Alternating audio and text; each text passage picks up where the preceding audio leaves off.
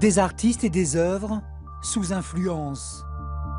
Ou comment l'usage du peyote, de l'opium, en passant par le hashish ou le LSD, a-t-il influencé le cours de la création? Vous avez devant les yeux des exemples du processus même de la pensée qui est transformée par la substance chimique et qui se met à voir les choses invisibles que les autres ne voient pas sans cela. Henri Michaud est un exemple lumineux du phare, de celui du voyant, comme disait Rimbaud.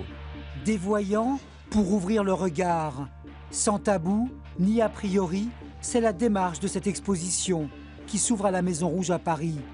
Une première dans le monde, 250 œuvres, 91 artistes, et le choix est loin d'être exhaustif. Moi, ce qui m'intéressait, c'est de montrer aussi le côté clinique. C'est montrer aussi les corps, éventuellement les souffrances des personnes. C'était pas une histoire d'être voyeur, c'était pas une histoire de se dire c'est bien, c'est pas bien. Mais il y a eu beaucoup de rencontres et donc je voulais en faire le constat. Un constat qui pose aussi la question des dépendances et de leur douleur, du mal-être de l'artiste qui abuse pour tenir, produire, jusqu'à se perdre. Et de l'artiste qui regarde ce qui consomme, dans la joie et dans l'impasse.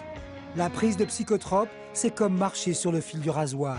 Dans certains cas, on peut penser que l'usage de drogue a aidé certaines personnes à prendre du recul par rapport à leurs souffrances, par rapport à leurs problèmes, pour avoir, par rapport à ces difficultés, à ces traumatismes éventuels, un recul suffisant pour essayer de les universaliser, d'en faire une œuvre que d'autres personnes peuvent éprouver.